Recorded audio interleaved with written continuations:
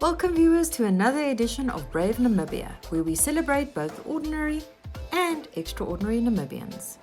In our first clip today, Wetumweni Shikage spoke to Elizabeth Isai, who will be representing Namibia in the semi-finals of the Hans Bushkin's Young Chef Challenge in the United Arab Emirates.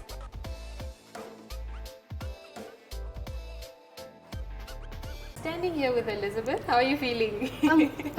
I'm actually excited, a little bit nervous, but yeah, I'm good. Great stuff. Thank you so much for hosting me in your kitchen. Is this also where you train and Yeah, this is where everybody actually trains, and this is where we actually cook actually. Yeah. Okay, so we have some stuff in front of us, but before we get into that, let's have a quick chat about you and your career or your studies as a chef.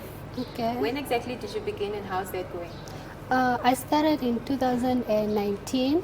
I started with a 1 year. Okay, I first started with the short courses, and then from there I pursued with a 1 year chef certificate, and then from there I started like taking part in competition. I was actually supposed to leave NAS a long time ago, but Chef Rav was like, no, I see a lot in you. I see a lot of potential, and there's like competitions, and I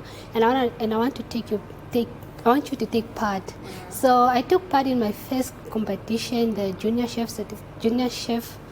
competition, the Namibian Chef Association one, where I came third place.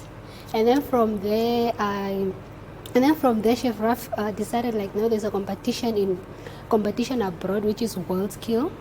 And then I'm like, okay, but actually I didn't want to take part in World Skill course. Why? Because I was actually afraid. I was like looking at myself like, I don't have the potential. I can't cook, I'm not really that good enough, I was just like judging myself.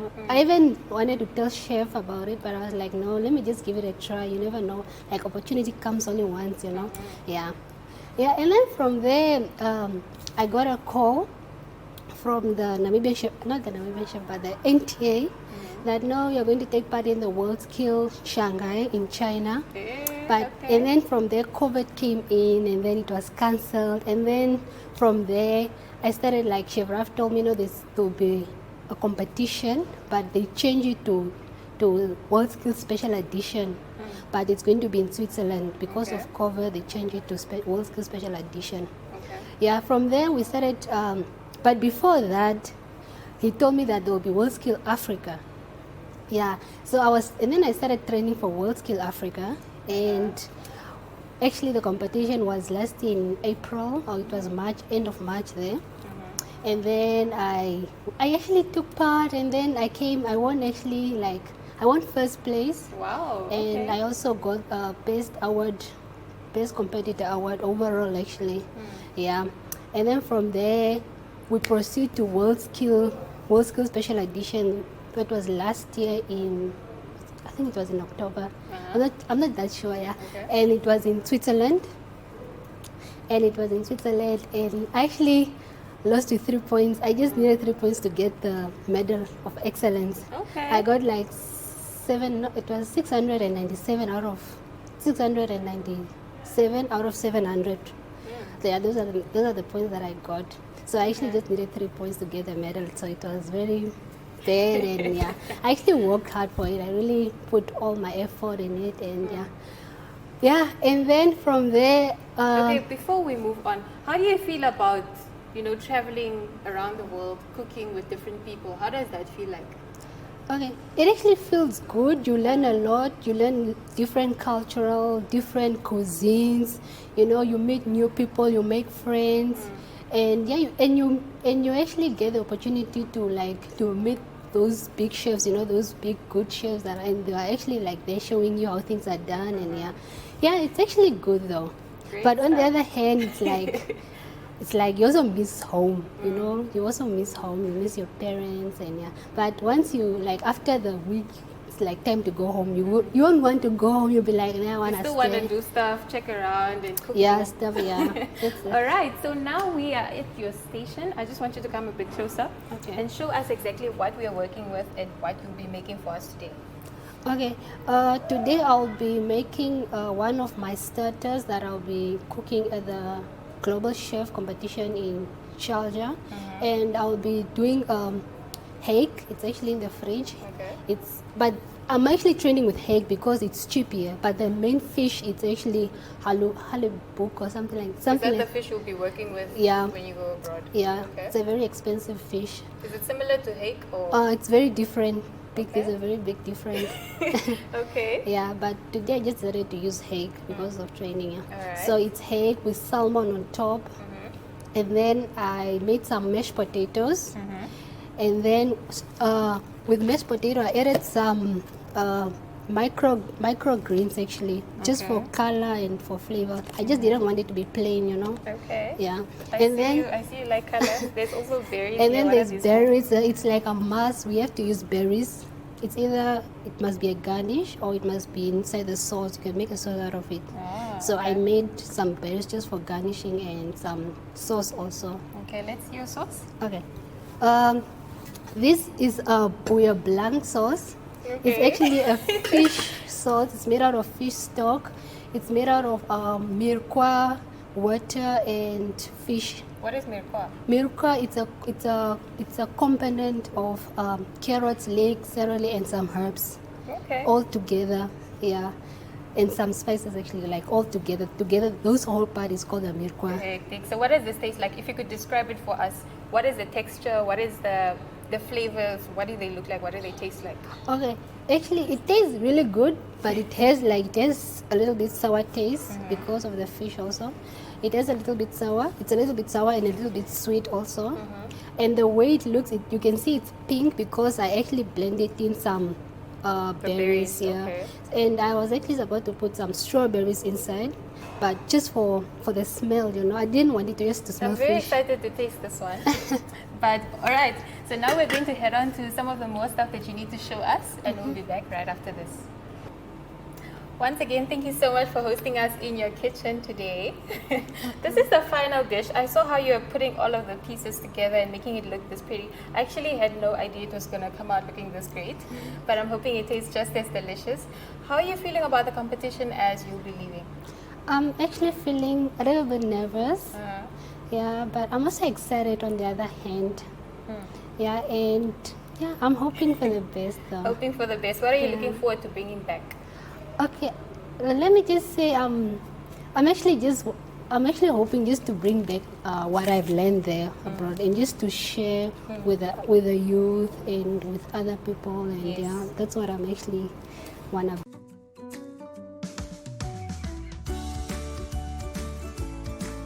Take a load off and tune into another episode of Brave Namibia, when we take a look at both ordinary and extraordinary Namibians sharing their stories. Brave Namibia is broadcasted on NTV Saturdays at 6:30 p.m. and oneup2.com, and broadcasted on the following Facebook platforms on Wednesday at 5:30 p.m. Republican, Allgemeine Zeitung, Namibian Sun, and all Namibia Media Holdings pages. For more information, contact the Brave team at brave@synergy.com.na. Brave Namibia, for the ordinary and extraordinary Namibians.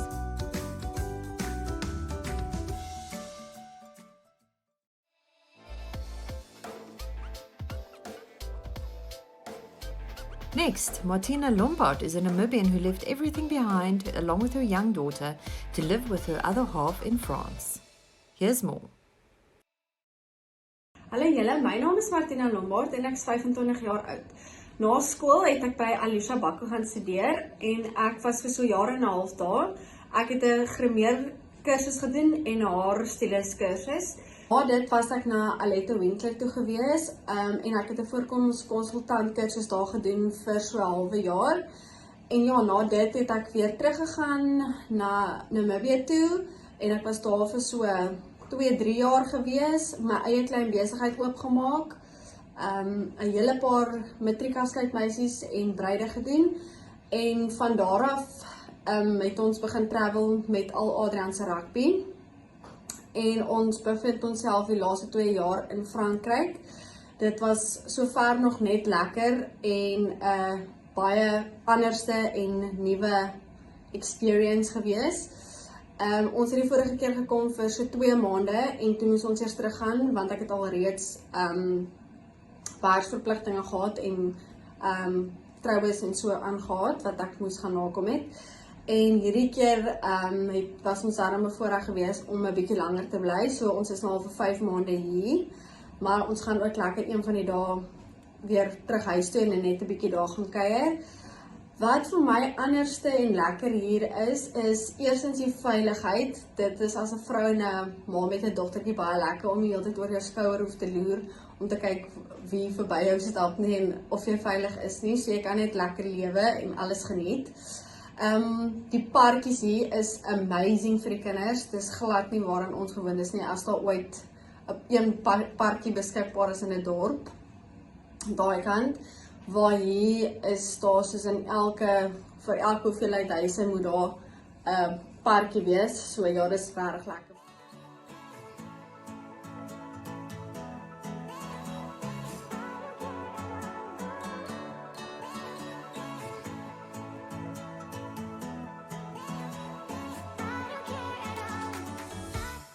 Martina en Adrian se storie begin reeds in 2016, waar hulle as leerlinge by El Nathan privaatskool ontmoet het.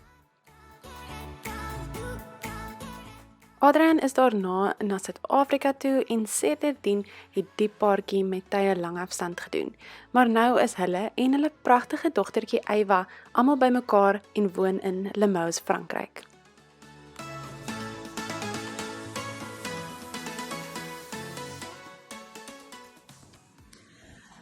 Behalwe dat ons lekker kan in parkies speel, die buitelug, die rondstap en soos ek sê, die veiligheid is baie lekker.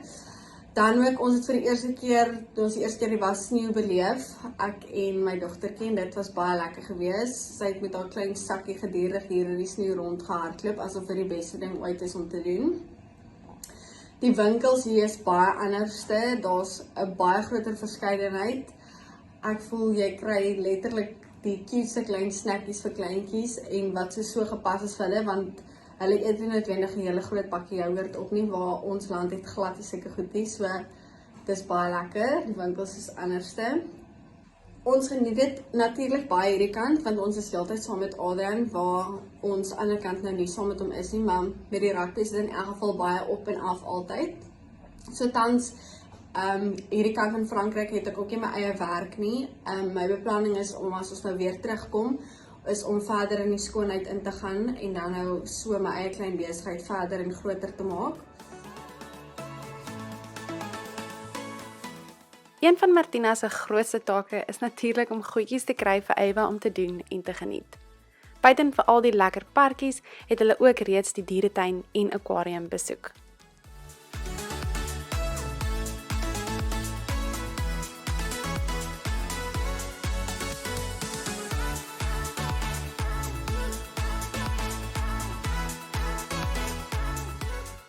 Martina is mal oor al Frankryk se bakkerye en die verskeidenheid lekker goed wat dit bied.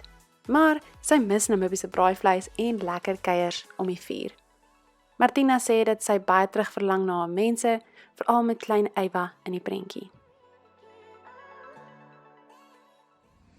So ja, my werk hierso is om huis skoon te maak elke dag, want hier is die huishulp by nie. So ons Namibiërs is baie bevoorreg, want hierdie kant kry hy seker goed nie. Hy tel agter jouself heeldag op. En met 'n 2-jarige in die huis is dit altyd lekker.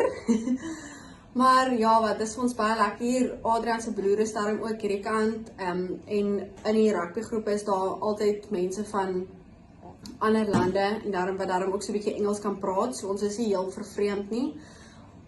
Ons sien altyd die meeste uit om naweke saam met al die rugbyvrouens en kindertjies te kuier en speel. Dit is altyd 'n lekker samesyn en lekker geselligheid. Om af te sluit, is dit net lekker hierdie kant om die res van die wêreld te sien, om ander mense te ontmoet, om ander tale te leer. Ons was Disneyland toe gewees, ons het die Eiffel Tower gesien.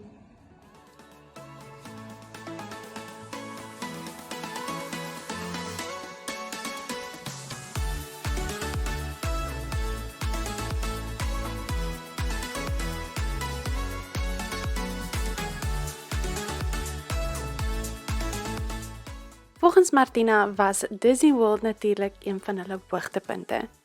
Volgens Martina het hulle vroeg die oggend opgestaan om in die lang ry te wag om die enorme pretpark te besoek.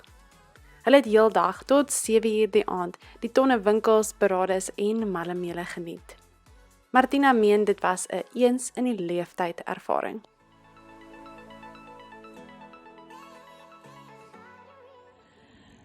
Nog iets wat ek maar net wil deel is dat die gras lyk altyd groener aan die ander kant, maar home is where the heart is. So dit is vir ons 'n baie lekker en soos ek gesê het 'n nuwe ervaring. Maar ja, ek dink ons sal definitief eendag na die rugby terugkeer huis toe. Dankie vir julle tyd. Bye.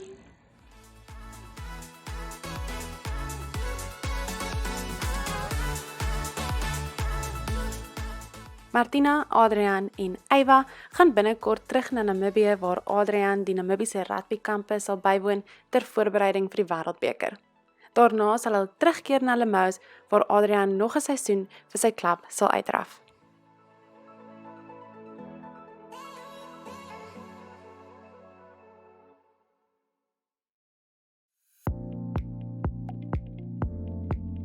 Newsprint Namibia is a web offset printing operation that specializes in the printing of newspapers and commercial inserts.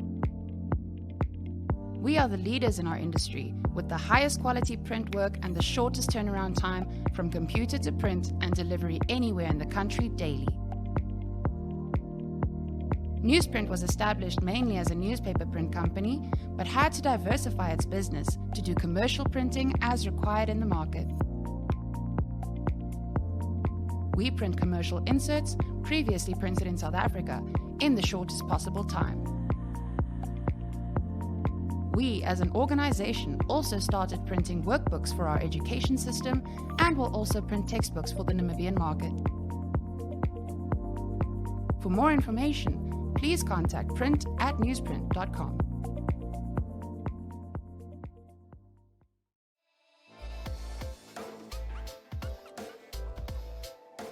Finally, Esther Kamati visits Gisella Namises at the Olendi Place of Safety in the capital.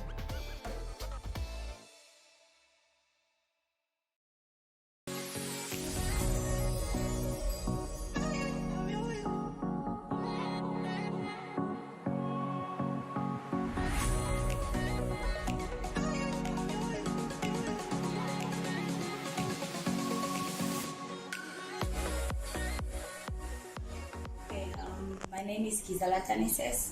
I'm 26 years old and I am taking care of orphans and vulnerable children at Lombard Place of Safety. I'm the daughter of the founder, Claudia Namises. Unfortunately, my mom passed in June due to COVID-19. And Lombard Place of Safety was started in the year 2000. And then before that, in 1992, she opened a kindergarten called Dolam Crash, where she would teach children about children's rights. But then as time went, the parents left their kids at the kindergarten, never came back for them.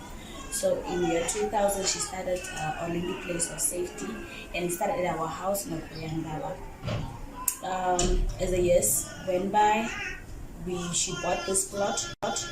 My dad bought this plot for her, and then we got donors and built the buildings for the kids. My involvement in Olendi is growing up in a home where I was raised with people that are not my relatives really showed me a lot of love, and it showed me to be very responsible and to care for other people. As we were raised in a 3-bedroom house in Kasitura, my mom, there were a lot of people that were not family that were around us. So that's where we started learning how to share. That's when we started learning to love. That's when we started learning to actually think about other people and not see them in a very vulnerable way. For me personally, I never made the next person feel vulnerable since they're already coming out of a very vulnerable home or a vulnerable condition. So that's where my involvement in the orphanage came in, and also we do not want my mother's legacy to die out. This is something that she has been wanting to continue for many years to come. So if we have to die one day, our kids are gonna take over, because that's how we are also gonna raise them. That's how we are gonna groom them, like my mom did. It has been hard for me because I'm very young. This is a question that I get a lot of the times. Like, you are young, how do you? It's a huge responsibility. You still need to live your life. You don't have your kids. But then, as I said, we were groomed already by my mom to care and take care of the kids. So it's really hard for me because I do not have a social life, really. And I have to now be here all the time. If someone calls, I'm quickly coming to the orphanage, I want to talk to you about this, I want to do this, I need to be here. Then I leave what I'm busy with and I need to be here. So it's kind of challenging. The transition was very challenging but beautiful at the same time. Because I feel like she's very happy wherever she is, that we are actually taking over what she left and taking walking in her footsteps. So it has been challenging and beautiful at the same time. The challenges that we face is mostly the city of the water and electricity challenges that we face, because they need to bath we recently bought a garden and we have to water the plants every day, and then we have to do laundry because we have 31 kids staying here at Orlindi. So the laundry needs to be done, the kids need to bath, food needs to be cooked. So city of Orlindi is one of our main challenges. And one challenge that we also have is with the kids' documents. We do not get proper documentations from the social workers for the kids, so that's also one of our main challenges, especially with the ones starting school. So it's a little bit of a challenge to send them to school without proper documentation. About 11 to 12 that are in primary school, in grade 1 to 7, and then we have high school. We have 2 in high school that are matric this year, and then we have 4 that are tertiary institutions. Some are UNAM, some are at IK studying nursing. Regular day here at Orlindi, it's like, okay, the kids go to school, they wake up, eat breakfast, they go to school. Maybe most of them are just here nearby at Beta, so they just walk to school. The morning house mother, the house mother that has to come in during the day comes in, and then they have lunch. The kids come back from school, and the bigger girls that are also from Orlindi but that stays at our house comes and then helps with homework. We have a kindergarten, so the toddlers, the younger ones, go to our kindergarten here. And yeah, that's basically a day in Orlindi. And maybe if we get visitors, they come, donate, play with the kids, sing, and yeah. You are raising children to eventually become responsible citizens. What is your message to them going out into the world? My message to them would be, they need to look back from where they are coming from. That should guide them, and that should show them and lead them into the right direction. I would also love to thank the Namibian youth for their involvement in Orlindi Place of Safety. As we all know, it takes a village to raise a child. It's just not us to provide for the kids, and we'd like to say thank you for the Namibian youth for coming out in numbers this year to support us, to support the kids, for helping with the tutoring, for helping with the cooking, and then just taking care of the kids on weekends if they are free.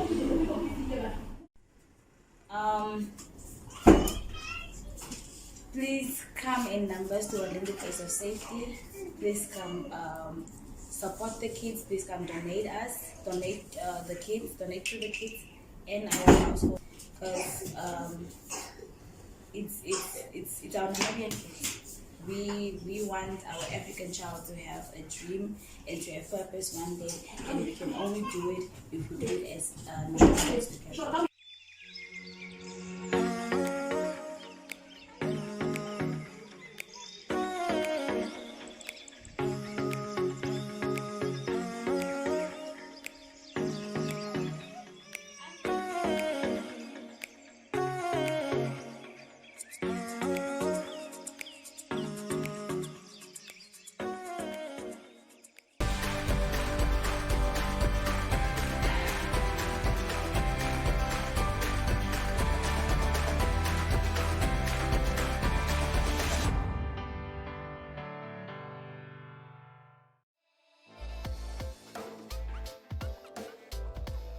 That's it for today's edition.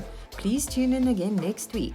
In the meantime, if you know of someone you feel should feature on our show, please contact us at brave@synergy.com.na.